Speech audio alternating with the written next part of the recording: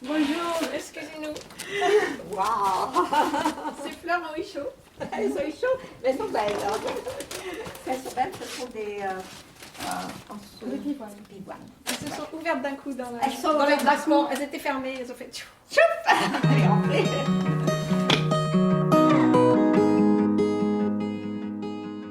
Oui, alors c'est la question Sí, la plus difícil. es la pregunta más difícil, porque es verdad que siempre me he negado a hacer pronósticos, ya que sencillamente nunca se puede predecir lo que va a pasar. Se hacen montones de predicciones y nunca se cumplen de la forma que imaginamos. Y sin embargo, siempre hay, en el pasado, en lo vivido, señales de lo que será el futuro. Y deberíamos ser capaces de identificarlas claramente cuando intentamos ver cómo será el futuro. Entonces, ¿por dónde empiezo?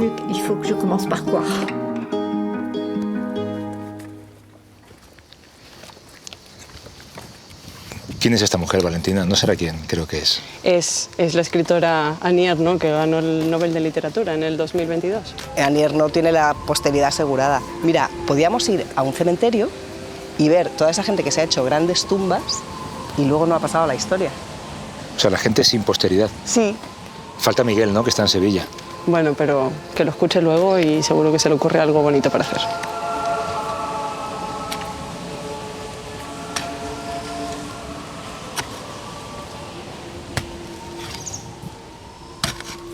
Paloma, ¿dónde estamos? Pues ahora mismo estamos en el cementerio sacramental de San Justo, aquí en Madrid, muy cerca de la tumba de una de las grandes mujeres desconocidas de este siglo. Por cierto, Paloma, preséntate. Mi nombre es Paloma Contreras y soy la presidenta de la Asociación Funerarte, en la que nos dedicamos a poner en valor el arte funerario que tenemos en los cementerios. Porque eres más conocida como... Chatarrea nórdica. Y estamos frente a una lápida, a ver si aprendemos algo, ¿no? Mirando el pasado, a ver si imaginamos el futuro. Efectivamente. ¿Esta señora quién fue?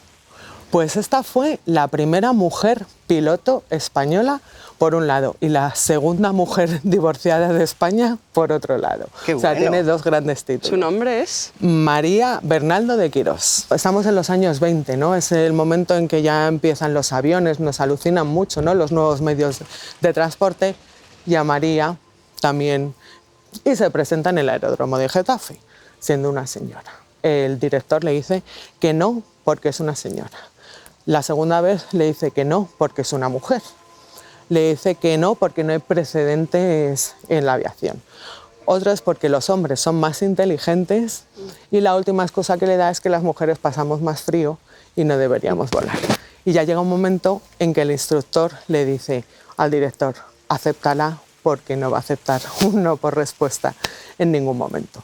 De hecho, luego acaba casándose con el instructor de vuelo, ¿no?, tiempo más tarde.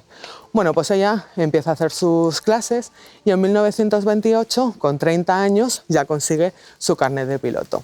El día de la suelta, ¿no?, la primera vez que vuelas tú sola, fue muy famoso porque todos los periódicos se hicieron eco, no por el hecho de que fuera una mujer, sino porque estaban seguros que se iba a estampar. Entonces se fueron todos al aeródromo de Getafe y ella lo hizo estupendamente.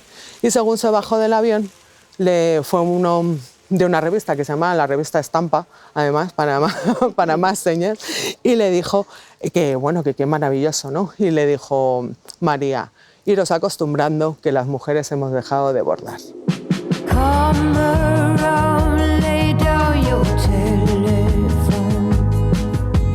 No, we don't know. We think we're broken or alone.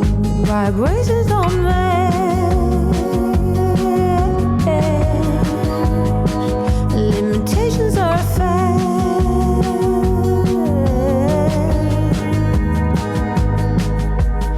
Cuando era chica, pensaba que el futuro sería genial y estaba segura de que iba a empezar en el año 2000. Para entonces habría autos voladores, teletransportación, viajaríamos a la luna como quien viaja a Segovia. Creo que me imaginaba el futuro como el mundo en que vivían los supersónicos, esa serie de dibujos animados de los 60. Los supersónico. Pero llegó el año 2000 y no pasó nada. Los autos no vuelan, el viaje desde Buenos Aires a Madrid todavía dura 12 horas, la Luna parece un lugar mucho menos interesante que Segovia, y si bien casi nunca pienso en el futuro lejano, desde que soy adulta lo imagino muy parecido al mundo de Blade Runner. Usuario Leila Guerriero, contraseña 2124. Esa fantasía de la niña que fui quedó tan olvidada como esta mujer que mencionaban en la radio recién. ¿Cómo se llamaba? María Bernaldo de Quirós, eso, en el Sacramental de San Justo. Hasta que ahora algo la trajo a la superficie. Supongo que eso puede funcionar como una metáfora barata. El mundo no se ha terminado a pesar del pesimismo que me hizo pasar de los supersónicos a Blade Runner. A lo mejor ese sería un buen invento para el futuro. Un mecanismo que permitiera recuperar la imaginación cándida de la infancia. Sería un milagro tan grande como el de recuperar a nuestros muertos. Pero no creo que haya nadie pensando en inventar una cosa semejante. Quizás solo le serviría a los poetas. ¿Y a quién le importan los poetas?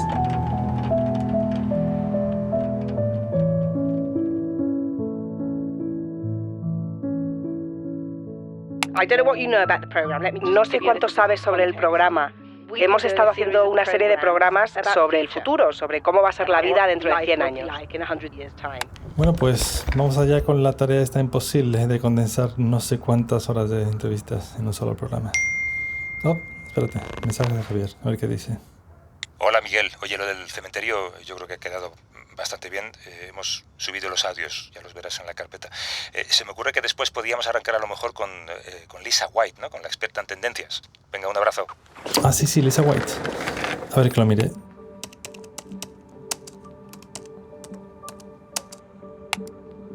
Directora de Predicciones Estratégicas y Dirección Creativa de WGSN. Vamos, una de esas compañías como misteriosas, ¿no? A las que contratan básicamente todas las compañías que conocemos para que le digan por dónde van a ir las tendencias de productos del mercado, básicamente.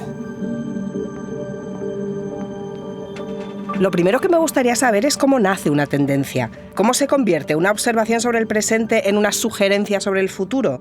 It's out of a lot of different things because basically nuestro trabajo en VGSN y en todos los pronosticadores de tendencias consiste en descubrir y definir conexiones significativas entre tendencias a corto plazo y a largo plazo.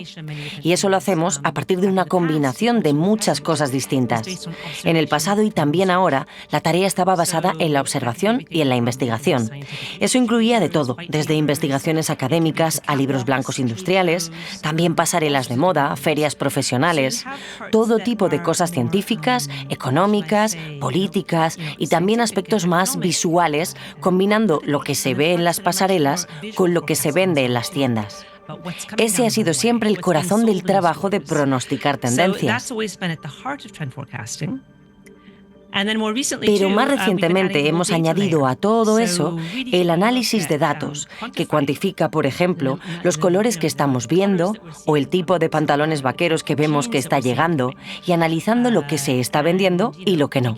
Y a partir de ahí hacemos informes muy detallados que pronostican lo que va a pasar en 6 meses o en 2, en 5 años y hasta en 10 años. 10 años. ¿Cómo te pones a pensar en lo que va a pasar dentro de 10 años? Lo que haces es examinar los temas a largo plazo que se están dando en el mundo. Tenemos una metodología que se llama STEPIC, son siglas. Miramos la sociedad, la tecnología, el medio ambiente, la industria y el mundo de la creatividad. Y miramos las tendencias a largo plazo que no van a cambiar mucho. Porque si lo piensas, en política lo que hay es una tendencia a largo plazo hacia la polarización, ya sabes. Hay un movimiento hacia la extrema derecha y hacia la extrema izquierda, y en el centro no queda casi nada. Y si eso lo extrapolas y miras a la moda también, vemos que están pasando muchas cosas en el mercado de consumo masivo y muchas cosas en el mercado de lujo, pero el medio está un poco hueco. Nosotros examinamos esas tendencias a largo plazo, cogemos perspectiva y estudiamos cómo se aplicarán a todo tipo de productos. ¿Qué quieres decir con que el medio está hueco? Que este hueco quiere decir que hay menos empresas de tamaño intermedias que sientan que están teniendo éxito ahora mismo, especialmente ante la crisis del coste de la vida. Mucha gente se está pasando a marcas más baratas, porque no sienten que puedan derrochar, porque todo es mucho más caro. De forma que a las marcas que están en medio del mercado, la vida ahora mismo se les ha puesto más difícil. Vaya, y por eso las cosas están más difíciles también para los partidos que venden el centro del espectro político. Exacto. Y es interesantísimo ver cómo ese esquema se repite en todo el planeta y en áreas de actividad muy diferentes.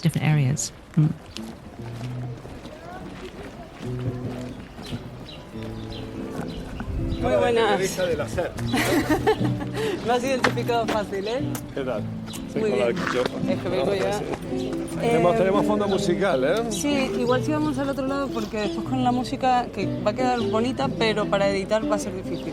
Entonces, del otro lado no se escuchaba. Por aquí, ¿no? Sí. Ah, qué pena. Con lo que nos gusta Paco de Lucía. Pero efectivamente, Valentina, gran productora, tiene razón. Editar el audio con música detrás más tarde va a ser tarea imposible.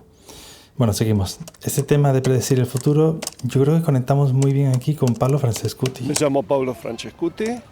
Profesor titular de periodismo de la Universidad Rey Juan Carlos. Y estudié sociología y antropología y una de mis especialidades podría ser una cosa rara que se llama sociología del futuro.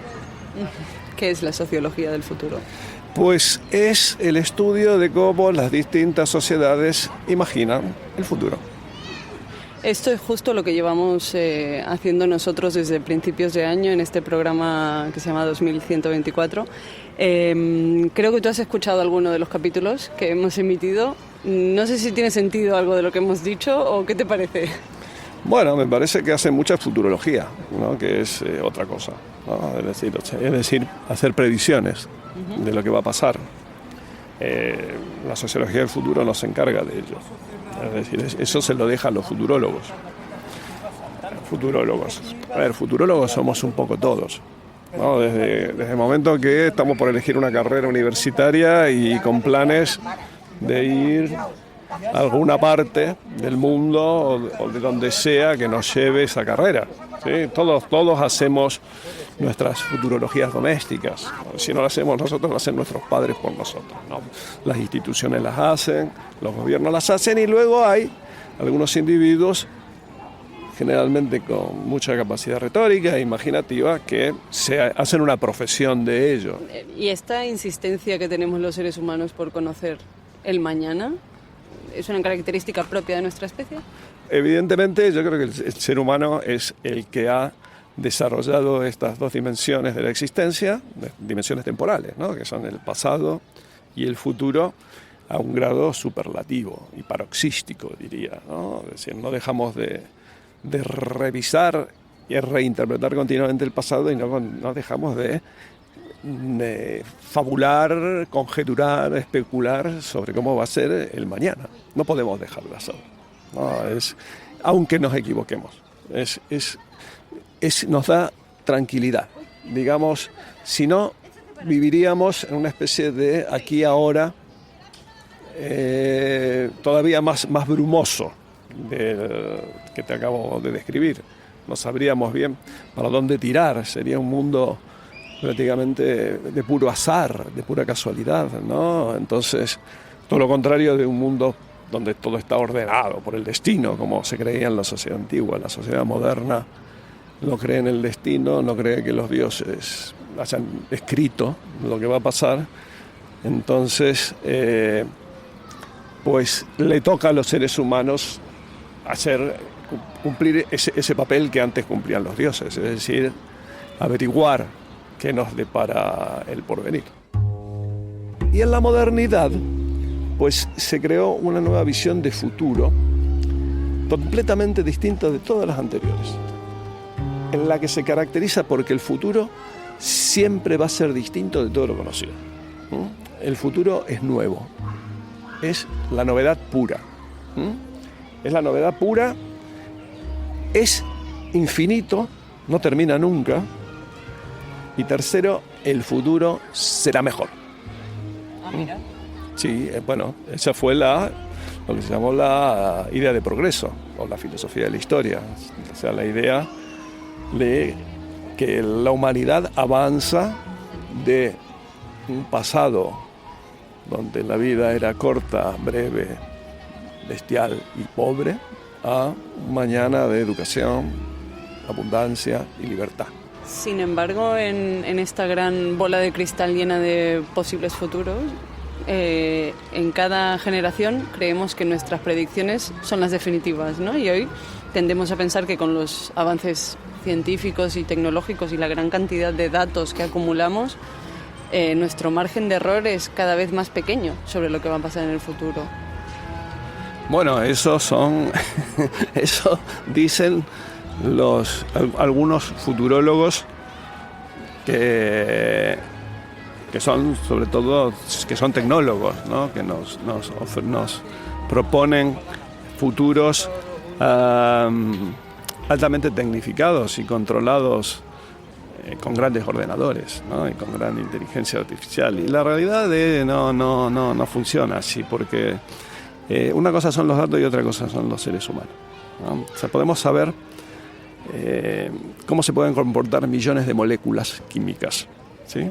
Porque siguen reglas químicas que son muy fijas y las tenemos archiestudiadas.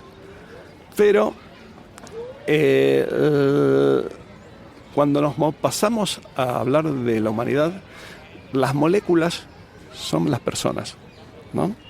No siguen las reglas de la química, ¿no? Son muy sorprendentes las personas. Es difícil imaginar el futuro, porque lo pensamos a partir de lo que conocemos, de los conceptos de trabajo, seguridad, salud, familia que tenemos hoy. Y si en 100 años esos conceptos no existen o cambian por completo, por ejemplo, si todos pudiéramos reponer partes de nuestro cuerpo y reemplazarlas por órganos y miembros artificiales, ¿no cambiaría eso la percepción que tenemos del peligro? Y con ella la de seguridad, y con ella la de arrojo o valentía. Yo me lo pasaría haciendo parkour, salto base, nadando entre tiburones. Un habitante del año 1100 no estaba incómodo por no tener internet. Tampoco debía parecerle raro que su vecino se muriera por la infección de una uña encarnada. ¿De qué manera imaginaría el futuro ese hombre? En parte, haciendo una proyección de sus necesidades y pensando cómo podría satisfacerlas. Por ejemplo, imaginando que inventarían algo para evitar que alguien muriera por una uña encarnada. Pero no creo que imaginara que en 2024 estaría tumbado en un sofá mirando videos de gatitos en una pantalla del tamaño de una baraja. Uf, pero qué cuernos le pasa a esta computadora que no se conecta a internet ahora. A ver. Pablo Francescuti dice que los tecnólogos nos proponen futuros altamente tecnificados. Quizás los tecnólogos sean como los hombres de todos los tiempos. Un hombre religioso del medioevo puede haber razonado. Hubo una cruzada en el año 1095, otra en 1144 y luego otra y otra más. ¿Qué hay en el futuro? Obvio, más cruzadas. Así, un tecnócrata, un religioso de la tecnología, imagina un futuro en el que habrá, obvio, más tecnología. ¿Alguien se acordará del I2K, el problema del año 2000? En los computadores del mundo entero se están haciendo los ajustes para que el 1 de enero del 2000 no nos coja cortos. Cuando se expandió el terror de que con el cambio de milenio todos los softwares fallaran a la vez y se perdieran los datos bancarios, nos quedáramos sin teléfonos y sin energía eléctrica. 20 años después, un virus que nadie pudo predecir nos acercó bastante más al fin del mundo que el I2K que pronosticaban los tecnócratas. Me encanta esa frase de Francescuti que acabo de escuchar, en la que entra todo el error de cálculo. Son muy sorprendentes las personas. No hay fórmulas perfectas, porque el ingrediente humano es incontrolable. ¿El progreso siempre va a ser positivo? No se puede decir la verdad que ahora lo esté siendo. Si se piensa en las islas de plástico que flotan en el océano, en el cambio climático.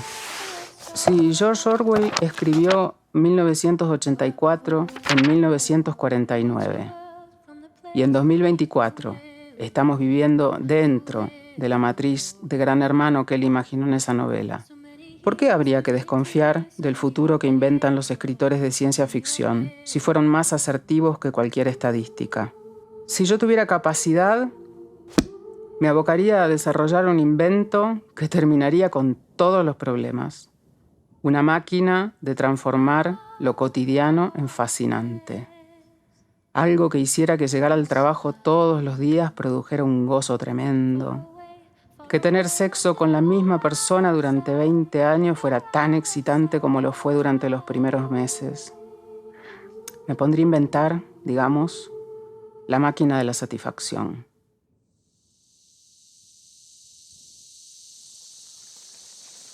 Este parece un nicho normal. ¿Por qué nos hemos parado aquí, Paloma?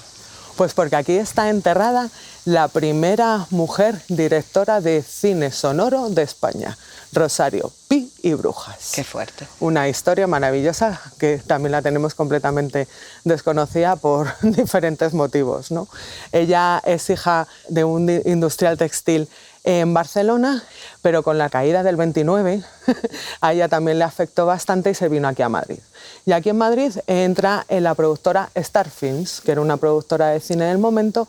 Allí había aparecido el cine sonoro por primera vez y allí es la primera mujer que hace cine sonoro aquí en España, pero republicana. Así que durante la guerra se tiene que ir, luego tiene que volver y una vez que vuelve es una mujer haciendo un trabajo de hombres, directamente la anulan. Y fíjate que esta fue la primera mujer en incorporar el sonido al cine, y es que hoy con la inteligencia artificial es que podemos recrear prácticamente todo. Bueno, nuestras voces o también el vídeo, todo. Y mira, de eso hablé hace poco con Pelonomi Moiloa. ¿Pelonomi Moiloa? ¿Quién es? Es una científica de datos, es sudafricana, tiene 30 años, no sé si los ha cumplido, pero según Time es una de las mentes más influyentes del mundo porque es capaz de imaginar el futuro sin los... Hey, thank you so much for taking the time to talk to us. Gracias por contar conmigo, Javier. Bueno, pues entra Pelonomi Moiloa. A ver que lo miro un momento. Tiene formación en ingeniería biomédica y eléctrica. Y también ha investigado sobre una aplicación del aprendizaje profundo para la neurofisiología. Bueno, una crack, en definitiva. Espero no quitarle mucho tiempo, que sé que es una persona muy ocupada. Estamos atravesando un momento de la historia en el que hacer las predicciones más negativas y más aterradoras sobre la inteligencia artificial es lo que se lleva, ¿no? Está como de moda. Y hemos escuchado de todo, desde que mi empleo, por ejemplo, lo va a hacer una máquina que hablará como yo, o que los países los va a gobernar también la inteligencia artificial. ¿Usted cuáles son las peores historias de terror que ha oído sobre la inteligencia artificial? Oh my goodness. There's so many. Uy, Dios mío. A ver, hay muchísimas, pero me centraré en las que más me preocupan. Creo que el único ámbito de las historias de terror sobre la inteligencia artificial que realmente me preocupa es la difusión de información falsa y de noticias falsas, sobre todo cuando están motivadas por intenciones políticas para desestabilizar las democracias en diferentes partes del mundo. Political intentions to destabilize democracies in different parts of the world. But outside of that, some of the more, pero aparte de eso, algunas de las cosas más cotidianas que encuentro bastante aterradoras serían el uso de la tecnología que se utiliza para hacer imágenes y vídeos falsos. Fake images and fake videos. Creo que en el ámbito educativo, en términos de reconocimiento facial y de verificación de si las personas están haciendo trampa y de si esos algoritmos están sesgados, lo que conlleva que los estudiantes negros estén sujetos a juicios disciplinarios más habitualmente que otros grupos demográficos por causa de la tecnología, ese tipo de cosas también dan bastante miedo.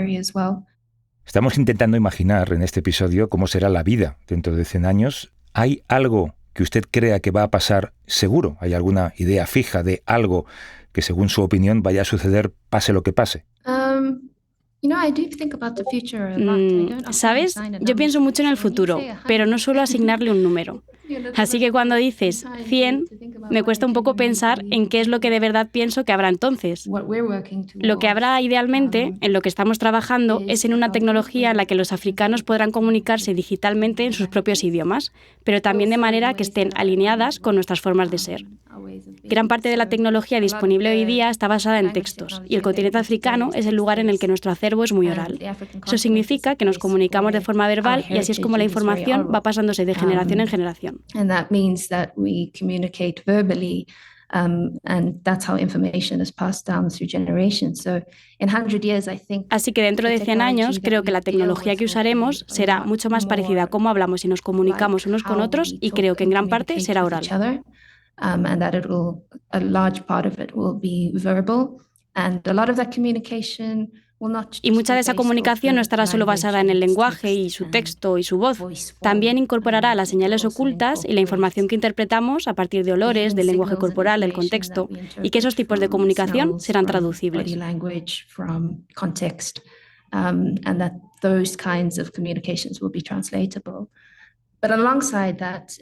Pero junto con eso, dentro de 100 años, sin duda, hará falta una solución para redistribuir la riqueza generada por las máquinas.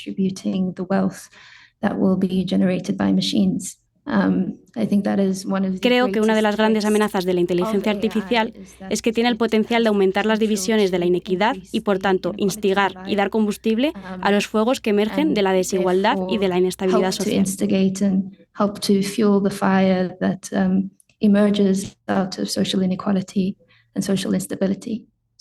Así que dentro de 100 años tendremos una tecnología asombrosa, pero me imagino también que seremos personas mejores y que tendremos un mundo en el que la gente sea más sabia a la hora de distribuir la riqueza para vivir de una manera más sostenible.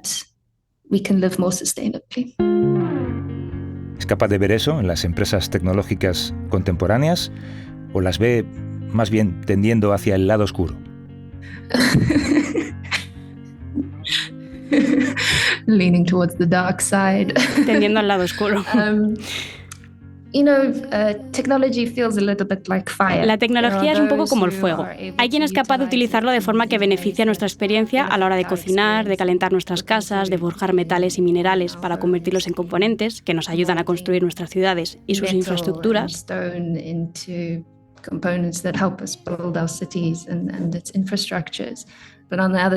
Pero al otro lado también hay gente usando el fuego para la guerra y la destrucción, más o menos al mismo nivel. Y no creo que la tecnología y la inteligencia artificial sean diferentes.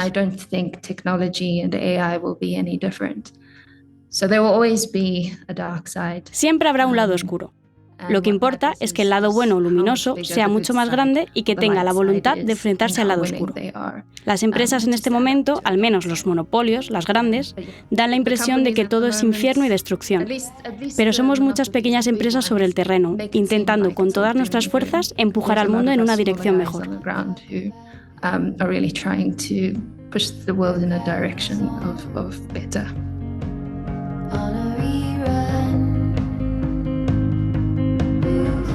A ver cómo enlazamos esto. Yo aquí creo que podemos hacer una transición a José Esquinas con Valentina en el mercado. Sé que es doctor, ingeniero, agrónomo, humanista, doctor en genética. ¿Qué más cosas? José Esquinas, usted presidió el Comité de Ética de la FAO en las Naciones Unidas durante ¿cuántos años? Sí, el Comité de Ética para la Agricultura y la Alimentación de la FAO, que es una de las organizaciones de Naciones Unidas. Y lo presidí durante 10 años hasta que me jubilé realmente. ¿Usted cree que dentro de 100 años habrá comida para todos en el mundo? ¿Habrá comida? Yo creo que sí. Si es que comida para todos la hay ahora mismo. Fíjate que 832 millones de personas pasan hambre en el mundo. Y eso significa que 35.000 personas mueren de hambre cada día, que es mucho más de los que en el peor momento de la pandemia morían de COVID. Es la mayor pandemia, pero claro, no es contagiosa y los muertos no son nuestros. Pero siguiendo con el argumento, eso ocurre, y fíjate la gran contradicción, en un momento en el que producimos el 60% más de los alimentos que se necesitan para nutrir a la humanidad. Por lo tanto, tenemos comida más que suficiente. ¿Dónde va para esa comida? Pues mira, datos de la Unión Europea y de Naciones Unidas. 1/3 parte de la producción mundial de alimentos 1.300 millones de toneladas métricas se pierden y se desperdician en el camino, y la mayor parte de ellos, sobre todo en Europa, en Estados Unidos, en España, terminan en la basura. Hoy hemos venido a este mercado de abastos aquí en Córdoba, y yo venía pensando que en realidad cada vez tenemos menos tiempo para comprar, para cocinar, para comer. Incluso la cocina de hoy es muy diferente a la de nuestras abuelas, por ejemplo. No sé de qué forma afecta a la producción de los contenidos que cada vez comamos y cocinemos de una forma más rápida. Bueno, yo creo que este es el planteamiento, que es la gran disyuntiva hoy. ¿Comida lenta o comida rápida? Si nosotros vamos a considerar que comer es echar benzina al estómago o gasolina al estómago para seguir funcionando, pues comida rápida. Y podemos terminar tomando píldoras. Es una opción. La otra opción es slow food. Si consideramos un poquito qué es comer. Comer, hay dos cosas que para cualquier especie son fundamentales y que es la base de la existencia, de la evolución y del desarrollo de las especies. Comer para alimentar al individuo, y la otra es reproducirse. Y en ambos casos la naturaleza te premia el hacer esas dos funciones con satisfacción, con disfrute. Para eso hay que considerar que la comida no es llenar el estómago de benzina, es disfrutar, es vivir, es parte intrínseca de la vida.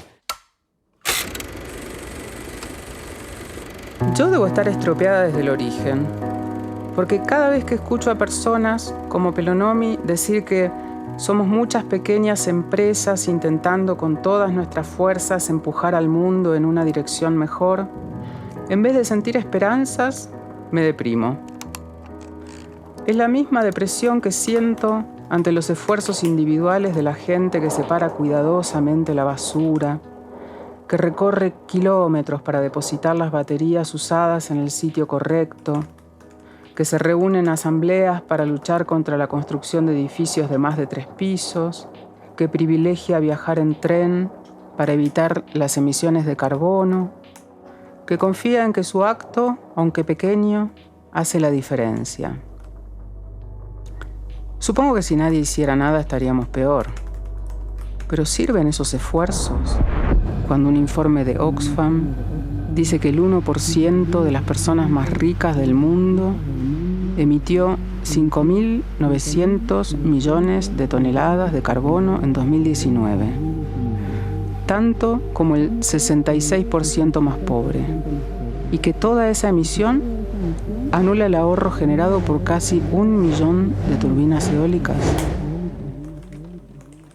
José Esquinas cree que hay que considerar que la comida no es llenar el estómago de benzina, es disfrutar, es vivir. Yo estoy de acuerdo. Disfruto de comer espárragos trigueros, rape, pasta italiana, pero no es así para 250 millones de personas que se enfrentan a niveles agudos de hambre. Para ellos la comida no es disfrute, sino llenar el estómago de benzina, porque no les queda otra. Creo que en 2010 o por ahí viajé a Zimbabue. En Jimila, una aldea del interior, encontré a Angeline Sibanda, una mujer de 33 años con 5 hijos. Tenía el virus del SIDA, su hija de 16 años también. Nadie en esa casa tenía ingresos, nadie iba al colegio, nadie sabía leer o escribir, excepto Angeline. Cuando le pregunté qué comían, me señaló una parihuela de 1 metro por 1 metro, donde una parva de maíz ínfima se secaba al sol, y me dijo: esa es la comida que tenemos para todo el año. También hace tiempo entrevisté a una pareja, Norma Giarraca y Miguel Teubal. Él era economista, experto en sistemas agroalimentarios, ella socióloga. Yo estaba escribiendo sobre un argentino, un empresario de la soja que usaba un método de siembra muy criticado por gente como Giarraca y Teubal, que sostenían que degradaba el suelo hasta dejarlo infértil. Les pregunté cuál era la alternativa. Y Teubal me dijo volver al modelo chacarero, el modelo de antes. O sea, a la producción artesanal. Claro, para ellos el futuro no era avance, sino retroceso a un estado anterior, más puro. Pero si ahora el problema es la distribución y no la cantidad, con el sistema artesanal el problema sería la cantidad, o las dos cosas. Si le preguntara a Angeline Sibanda, en el caso de que siga viva, si prefiere comer ya mismo un pollo criado en una jaula, degollado por una máquina, activada por un niño hondureño de 14 años, que emigró solo a Estados Unidos, atravesando toda clase de vicisitudes, y al que le pagan una miseria, o esperar por un futuro hipotético en el que podría conseguir un pollo libre de jaulas y antibióticos, degollado por manos adultas y bien pagadas, la verdad, yo no dudo de cuál sería su respuesta.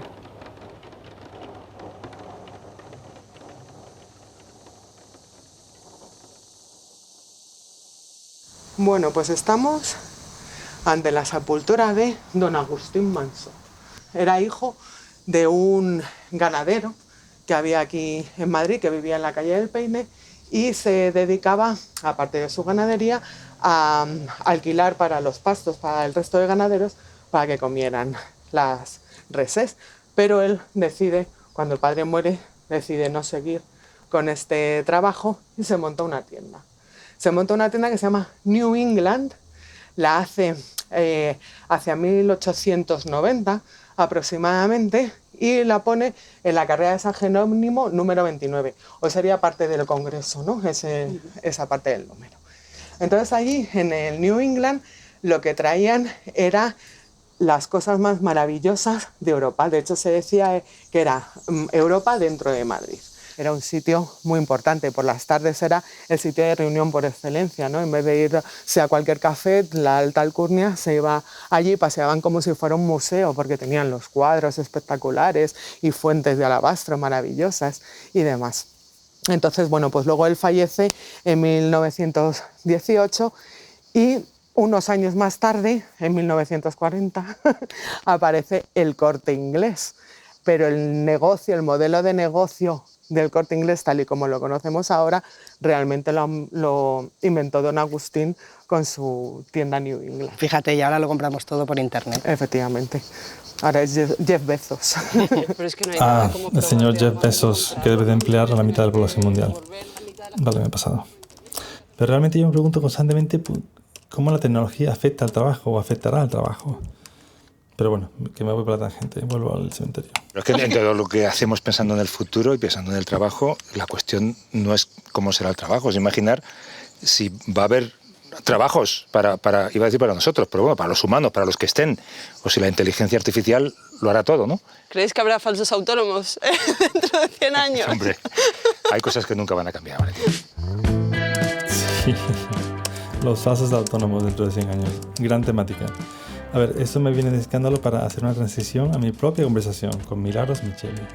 ¿Lo hacemos en español? Sí, ahora el español, si no te importa sería mejor, pues si no, lo tenemos que doblar, que también podemos doblarlo, ¿eh? No, hagámoslo en español. Ella es socióloga e informática. Se dedica, entre otras cosas, a investigar las condiciones laborales y las dinámicas de poder en la generación de datos y la inteligencia artificial.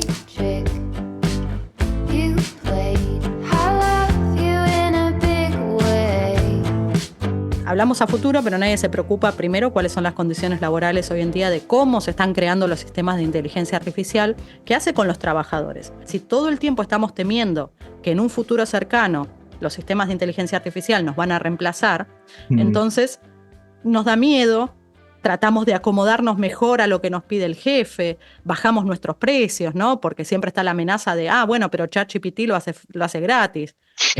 ¿Cuánto me querés cobrar por un texto? ¿Tanto? No, bueno, pero tengo a la inteligencia artificial que me lo hace gratis.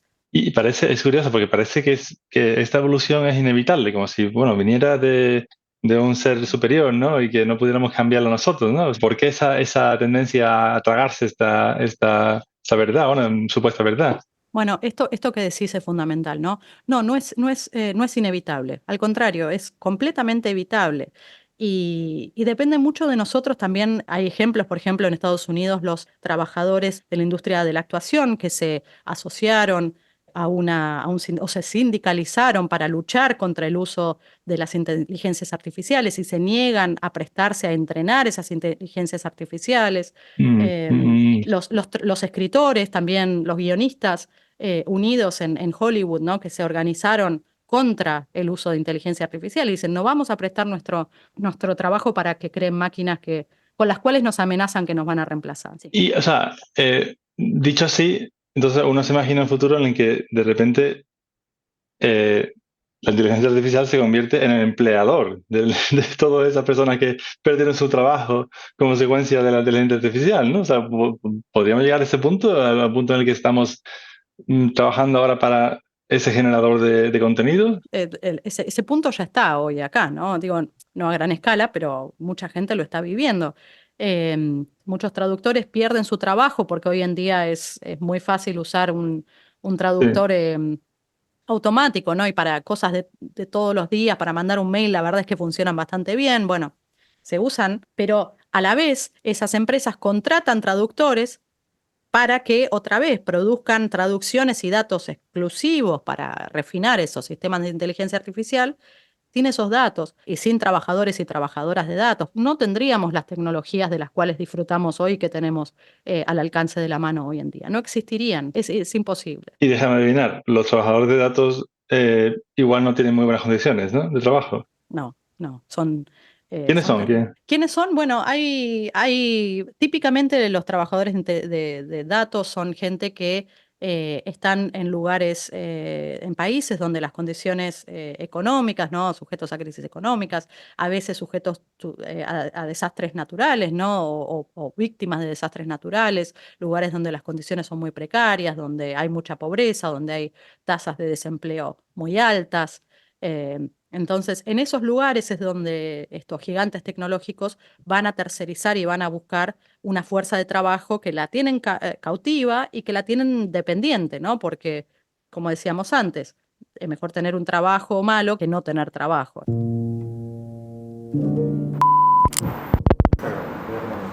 Grabando 7, 8, es la pesadilla de todo lo que dices. Para mí es una pesadilla. Es horrible. Mira, pero voy a hablar al micrófono. ¿Saturan los búmetros? Hola, 1, 2, 3, 4. ¿Llega a la parte roja o solamente en la parte verde? Solamente la parte verde. Bueno, pues a ver cómo seguimos, que nos estamos quedando sin tiempo ya. Otro mensaje de audio de Javier. A ver qué dice. Miguel, ¿qué tal? Oye, al final hemos podido visitar en su casa a Emilio Lledó, el filósofo de la Real Academia, que tiene 96 años. Luego subimos el audio de la entrevista. Quiero dejar solamente una idea, que es el concepto más importante, según él, para que el futuro sea mejor. Hasta luego. Pues a ver qué dice la filosofía. Tú que has pasado, claro, tú te acuerdas perfectamente de la guerra, de tantas penurias. He pasado hambre años aquí en Madrid después de la guerra. Habiendo pasado eso, ¿tú no esperarías que fuéramos más solidarios, no? Sin la menor duda. Sin la menor duda. Pero por eso creo que una de las cosas esenciales para que ese futuro sea posible es la educación. Pero la educación y la libertad. Y lo que se abre es desde una conciencia de progreso hacia esos ideales de justicia que para mí son como los conceptos esenciales, como la tierra, como el agua, como el fuego. La verdad es que a mí la tecnología me cambió la vida para bien. Si estoy escribiendo un artículo y necesito confirmar la fecha de la batalla de Normandía, escribo batalla de Normandía. Hoy no, porque no sé qué pasa, que no se conecta a internet esta computadora. Y listo. Años atrás, hubiera tenido que recurrir a la enciclopedia de papel. La tecnología y yo mantenemos una relación amigable. No nos explotamos mutuamente y eso hace que seamos una pareja bastante feliz. No tengo redes sociales, puedo olvidarme el teléfono móvil al salir de casa sin sufrir un ataque de pánico. Cada tanto, la medicina descubre que lo que hasta ayer hacía bien ahora es pésimo. El jugo de naranja, por ejemplo, pasó de ser una maravilla a ser un peligro, porque afecta los niveles de glucosa. Lo mismo con la tecnología. A todos los avances les aparecen efectos colaterales espantosos. Algunos los conocemos. Por ejemplo, no sé, los adolescentes con pensamientos suicidas y problemas de columna por usar el teléfono en exceso. Pero otros no. La inteligencia artificial se alimenta de los contenidos de la web, que a su vez son alimentados por humanos. Entre esos contenidos hay textos, fotos, videos de torturas, violaciones, abusos de niños.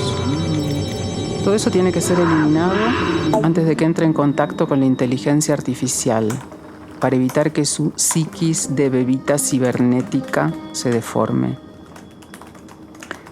¿Quiénes eliminan esos contenidos? Humanos, claro. La mayor parte vive en África y Asia y gana $2 por hora, a cambio de mirar cada día unos 700 textos, fotos y videos de abuso sexual infantil, violaciones, muerte y lesiones físicas. Eso tiene un costo psíquico muy alto, tiene que tenerlo. Son entrenadores de redes neuronales con las neuronas quemadas. El otro día encontré un artículo en el que Amador Menéndez, un investigador del Instituto Tecnológico de Materiales de Asturias, decía que en el futuro, a través de implantes, manejaremos Internet con el pensamiento, desaparecerán las pantallas y veremos la información en nuestros cerebros. Me imaginé a uno de esos entrenadores de redes neuronales conduciendo por una carretera, dándole al buscador una orden con el pensamiento. Muéstrame la mejor ruta para llegar desde Mombasa a la playa. En ese momento se despliega dentro de su cerebro el mapa con las indicaciones. Ya en la ruta lo asalta la imagen de un descuartizamiento que acaba de ver esa mañana. El mapa funde a negro, se mezcla con imágenes del descuartizamiento, el entrenador se horroriza, pierde el control, choca contra un camión y se mata. Pero bueno, ya estoy delirando. Voy al punto. Milagros Micheli dice que siempre se puede oponer resistencia y da el ejemplo de los sindicatos de guionistas y actores de Hollywood que hicieron huelga contra el uso de la inteligencia artificial. 2 sindicatos poderosos en un país central no tienen dificultad para ejercer presión. Pero es más difícil que 10 tipos que alimentan a la inteligencia artificial en Kenia, más 40 en Bangladesh, se pongan de acuerdo para modificar algo. Porque además, si protestan mucho, las empresas encuentran a otros que protesten menos. Así fue en 1930, es así en 2024 y será así dentro de 100 años. Bueno, parece que encontré una certeza. No habrá mucha variación en las formas de estar jodido en el futuro. Uf, sigue sin conectarse. ¿Pero qué pasa? Bueno, pues vamos camino de ver a Margarita Manso, que fue una de nuestras sin sombrero. De hecho, fue la sin sombrero original, una de las 4 personas que se quitó el sombrero estando en la Puerta del Sol. Estas 4 personas fueron Margarita Manso, Dalí, Federico García Lorca y Maruja Mayo. ¿Es esta tumba de aquí? Es esta tumba de aquí. Y aquí descansa, realmente no sé si debería de contaros su historia, porque ella no ha querido que su historia pasara a la posteridad. Ella es muy amiga, como ya os he dicho, de Federico García Lorca y de Dalí, forma parte de las Sin Sombrero. Es pintora, aunque realmente nunca ejerce. En 1940 decide casarse con un médico y borrar toda su vida anterior. Ni le cuenta a su marido quién era, ni a sus hijos tampoco le cuenta nunca quién era. No hay ni un cuadro suyo, solamente quedan unos pequeños bocetos, que son las únicas reproducciones que quedan y una foto que están ella y Maruja Mayo junto a un cuadro que pintaron juntas. Pero no quiso pasar a la posteridad, no quiso que nadie supiera quién habían sido sus amigos, que fue una gran pintora, que fue una de las famosas sin sombrero, y quedó en el olvido por completo. Fíjate, es que escuchas la historia, te da la sensación de que el feminismo ha perdido la batalla del tiempo, ¿no? ¿Sabes? La sociedad avanza, evoluciona, cambia, pero una cosa tan básica, tan, odio decir de sentido común, pero realmente de sentido común, como la igualdad entre hombres y mujeres, es que no se termina de conseguir. No, pues es que fíjate, hace unas semanas estuve en París porque fui a entrevistar a Annie Ernaux, a la Premio Nobel de Literatura. Me acompañó una periodista francesa que se llama Laurence Vautreau para ayudarme un poco a hacer la entrevista en francés. Mira lo que me contó. Bueno, pues vamos con el cierre, por fin, que nos quedamos sin minutos. Creo que esto ha quedado bien, después de todo. Ahora tendremos que recortar más o menos la mitad del guión. Por cierto, Robert, te grabo mis partes mañana por la mañana, ¿te parece bien? Mira, yo estaba muy entusiasmada con el movimiento Me Too. Estaba entusiasmada porque durante décadas había visto que la lucha feminista en Francia iba hacia atrás. Así que pensé, bueno, ya tengo 75 años y no voy a ver un movimiento feminista en mi vida. Y fue una gran sorpresa. Es el ejemplo perfecto de acontecimientos que no esperas, que suceden y que no esperas. Hay tantas cosas que cambiar en las relaciones de los hombres con las mujeres y viceversa, que creo que todavía tiene que pasar mucho tiempo. Tiene que pasar mucho tiempo. Incluso hay cosas que son casi invisibles, pero que yo sentí muy pronto, porque fui blanco de muchos ataques en el mundo literario, que eran ataques muy masculinos. Así que podía percibir esta dominación, pero invisible en el fondo, porque decimos, bueno, nos están atacando, es algo libre, es normal, están en su derecho, etc. Sí, pero con criterios que en el fondo no eran literarios. Y no voy a hablar del hecho de que el premio Nobel ha provocado reacciones extremadamente violentas en Francia.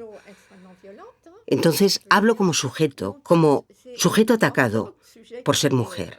Es eso. Así que soy consciente de que el camino es muy largo, que es muy difícil y que va a llevar tiempo. Al final, entonces, no vamos hacia atrás, porque al escucharla estoy pensando que, en el fondo, quizá tiene la esperanza, ¿no?, de que las mujeres ocupen cada vez más espacio, que tengan cada vez más liderazgo, que en la cultura, por ejemplo, también haya cada vez más voces femeninas.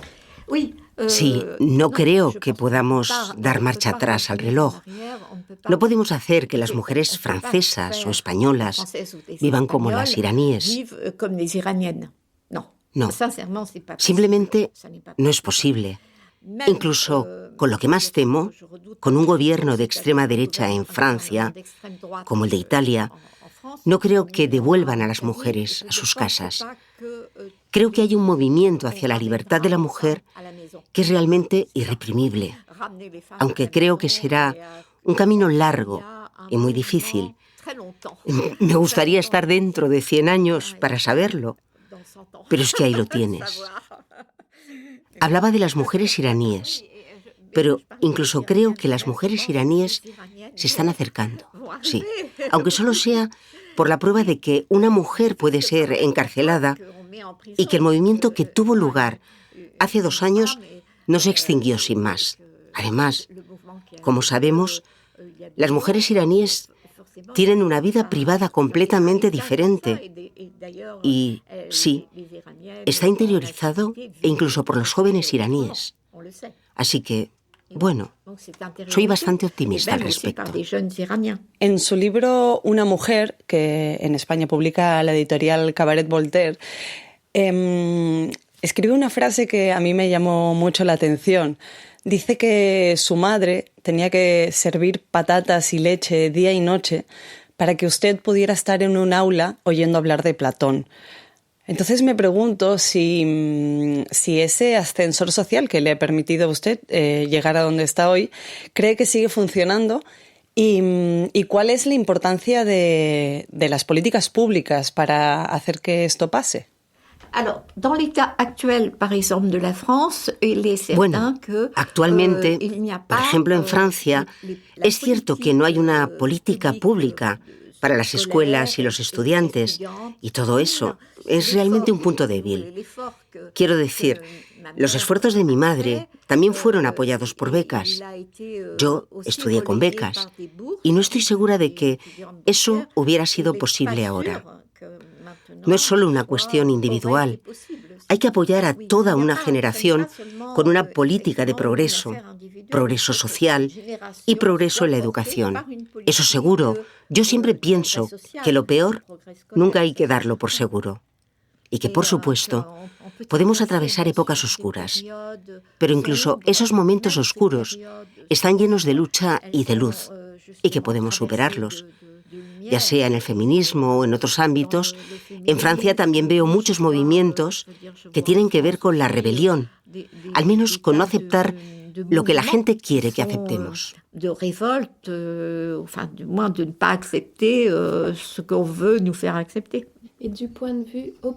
Y desde el punto de vista optimista, cuando usted habla con su nieta o con la gente más joven de su alrededor, ¿cree que hay esperanza?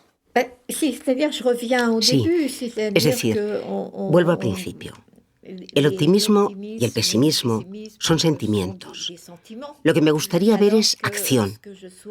Acción para conseguir lo que realmente queremos. Y lo que realmente queremos es que las mujeres tengan un estatus de libertad igual al de los hombres.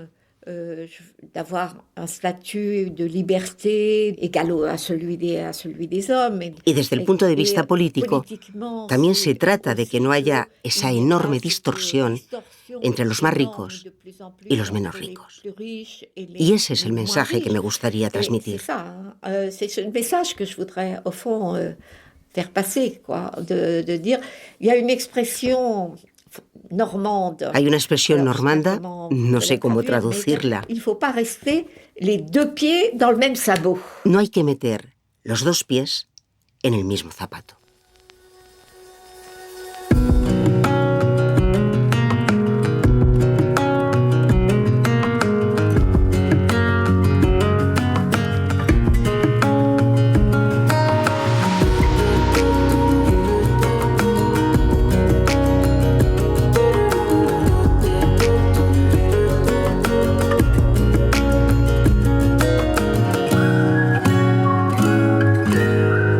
Los Instagramers festejan cuando el contenido que suben a la web se publica en un libro de papel. Se hacen conocidos en la virtualidad, pero consideran que el prestigio llega en un soporte que inventaron los chinos en el año 105. Eso también puede ser una metáfora barata acerca del futuro. La idea de convivencia. Convivencia entre lo analógico y lo digital, entre lo que puede preverse y lo inesperado. Annie Ernaux dice que el Me Too le resultó una sorpresa. Hay muchas cosas como el Me Too allá adelante, pero no las podemos ver. Yo tengo muchas preguntas. ¿Cómo serán nuestros sueños? ¿Cómo serán el amor y el desamor? ¿Cómo serán los poemas? No lo sé, y prefiero no saberlo. Estoy casi segura de que en algún sitio hay alguien pensando en crear un dispositivo capaz de leer el cerebro. Eso permitiría resolver crímenes y traumas, develar misterios y amores inconfesados. Yo espero que no se invente nunca, porque sería el fin. El final del secreto y del enigma es el final de la vida. Si todos los desvelos vienen de no saber y de querer saberlo todo, el deseo viene del mismo lugar. Prefiero avanzar sin garantía, sin brújula, sin tarot y sin horóscopo.